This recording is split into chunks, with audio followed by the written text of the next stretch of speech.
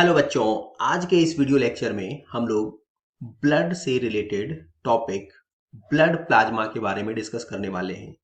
पिछले video lecture में हम लोगों ने देखा था कि ब्लड जो है वह हमारे बॉडी का लिक्विड कनेक्टिव टिश्यू है तथा यह दो कंपोनेंट से मिलकर के बना होता है। पहला, जिसे हम ब्लड सेल्स या फॉर्म्ड एलिमेंट्स बोलते हैं, और दूसरा प्लाज्मा, जो कि इसका लिक्विड कंपोनेंट होता है। तो आज के इस वीडियो लेक्चर में हम लोग प्लाज्मा के बारे में ही स्टडी करने वाले हैं। ब्लड को हमने ये भी डिस्कस किया था कि इसे हम लाइफ लाइन भी कहते हैं, क्योंकि हमारे बॉडी से संबंधित जितनी भी एक्टिविटीज हैं वो सारी की सारी ब्लड के थ्रू ही ऑपरेट होती हैं। सो अगर हम यहाँ पे ब्लड का कॉम्पोजिशन देखें, सो ब्लड का कॉम्पोजिशन मेनली जैसे अभी डिस्कस किया कि प्लाज्मा और ब्लड सेल से मिलकर के बना होता है। सो यहाँ पे प्लाज्मा जो है वो 55% है, जबकि ब्लड सेल्स में यहाँ पर आरबीसीज हैं, रेड ब्लड सेल्स 41%। इसके साथ डब्ल्यूबीसीज, वाइट ब्लड सेल्स, ये प्लेटलेट्स के साथ मिलकर के लगभग 4% कंपोनेंट्स जो है फॉर्म करती हैं। सो इस प्रकार से हमारा ब्लड जो है 100% कंप्लीट होता है। यहाँ पर ये आप देख सकते हैं कि फिंगर में जरा सा कट लगा है और इस कट से ब्लड जो है वो ड्रॉप के रूप में निकल रहा है। और इस ब्लड में क्या क्या कंपोनेंट्स हैं वो आपको यहाँ पर इमेज में बिल्कुल क्लियर दिख रहे हैं। सो यहाँ पे आरबीसीज आपको बहुत ही क्लियरली दिख रहा है। सो ये आरबीसी हो गया। इसके साथ ये व्हाइट कलर की जो सेल्स हैं ये डब्ल्यूबीसीज हो गए। और ऐसे ही ये जो ब्राउन कलर यहाँ पर डिफ्रेंशिएट करने के लिए दिया है, ये क्या है? ये प्लेटलेट्स हैं। सो अगेन प्लाज्मा 55%, डब्ल्यूबीसीज प्लेटलेट्स मिलकर के 4% और आरबीसीज 41%। इस तरीके से 100% ब्लड जो है वो कंप्लीट होता है। अब प्लाज्मा में क्या क्या कंपोनेंट्स हमको देखने को मिलते हैं? सो प्लाज्मा के कैरेक्टरिस्टिक्स और कंपोनेंट्स यहाँ पर दिए हुए हैं। Again one more time, plasma जो है वो टोटल ब्लड का 55% होता है। और ब्लड कितना होता है बॉडी का? सो लास्ट लेक्चर में हम लोगों ने देखा था बॉडी वेट का 7 से 8% किसी भी पर्टिकुलर हेल्दी पर्सन के बॉडी में उसके टोटल बॉडी वेट का 7 to 8% जो है वो ब्लड होता है। सो नाउ अभी हम ब्लड के कंपोनेंट्स में से जो प्लाज्मा है उसके बारे में डिस्कस करने वाले हैं। सो प्लाज्मा का अगर हम कलर देखें तो ये स्ट्रॉ कलर होता है। स्ट्रॉ कलर जो है ये पेल येलो कलर होता है। जैसे यहाँ पे आप देख रहे हैं कि प्लाज्मा का जो कलर है वो पेल येलो है। सो यहाँ पे ये जो येलो बैकग्राउंड आपको शो हो रहा है ये एक्चुअली जो है प्लाज्मा का कलर है, जो कि कैसा होता है? Pale yellow.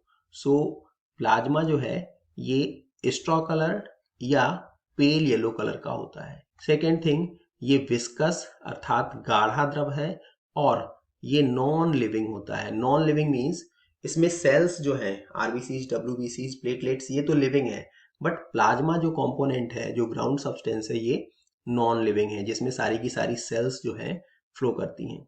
अगर हम प्लाज्मा का कॉम्पोजिशन देखें सो इसमें वाटर जो है वो 90 to 92% होता है, जो बहुत ही ज़्यादा इंपॉर्टेंट है। यहाँ से क्वेश्चन जो है वो सीधे फ्रेम होता है कि प्लाज्मा में वाटर कितना परसेंट होता है। सो ये 90 to 92%। सेकेंड जो सब्सटेंस बहुत बहुत इंपॉर्टेंट है वो न्यूट्रिएंट से है और वो है प्रोटीन। सो प्रोटीन यहाँ पे 6 to 8% होता है। साथ ही साथ न्यूट्रिएंट्स में ग्लूकोज, अमाइनो एसिड्स, लिपिड्स और भी बहुत सारे सब्सटेंसेस होते हैं। अगर हम मिनरल्स देखें सो यहाँ पे sodium, calcium, magnesium, bicarbonate, chloride ion, phosphate, ये सारे मिनरल्स या इलेक्ट्रोलाइट्स होते हैं। गैसेस में मेनली ऑक्सीजन और कार्बन डाइऑक्साइड यहाँ पे उपस्थित होता है। साथ ही साथ ब्लड प्लाज्मा में बहुत सारे हार्मोन्स और एक्सक्रीटरी मटेरियल, क्योंकि जो एक्सक्रीटरी मटेरियल अर्थात उत्सर्जी पदार्थ है उसका सर्कुलेशन भी हमारे बॉडी में एक स्थान से दूसरे स्थान तक जो फ्लो होता है वो भी प्लाज्मा के द्वारा ही होता है। प्लाज्मा में जो अभी हम लोगों ने डिस्कस किया कि प्रोटीन पाई जाती है, ये प्रोटीन 6 से 8% होती है और ये प्रोटीन जो है बहुत ही ज़्यादा इंपॉर्टेंट है। सो यहाँ पे 3 प्रकार के प्रोटीन जो प्लाज्मा में पाए जाते हैं उनके बारे में दिया है। फर्स्ट है फाइब्रिनोजेंस। सो फाइब्रिनोजेंस जो हैं ये ब्लड क्लॉटिंग में हेल्प करती हैं, रक्त का थक्का बनाने में ये सहायता करती हैं। फाइब्रिनोजेंस के साथ एक और यहाँ पे प्रोटीन होता है जिसको हम प्रोथ्रोम्बिन बोलते हैं और ये प्रोथ्रोम्बिन भी ब्लड क्लॉटिंग में हेल्प करता है।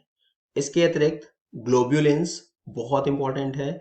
ये हमारे बॉडी के डिफेंस मैकेनिज्म को, हमारे बॉडी के प्रतिरक्षा क्षमता को मजबूत करने में हेल्प करता है। और लास्ट में एल्ब्यूमिन्स। सो एल्ब्यूमिन्स जो है ये हमारे बॉडी के ऑस्मोटिक बैलेंस, जिसे हम परासरण नियंत्रण कहते हैं, उसको निर्धारित करने में हमारी जो है बॉडी की महत्वपूर्ण भूमिका निभाता है। इसके साथ आखिर में यहाँ पे एक डेफिनेशन दी गई है जिसे हम सीरम कहेंगे। सो सीरम क्या है? Plasma without blood clotting factor. Serum किसे कहते हैं?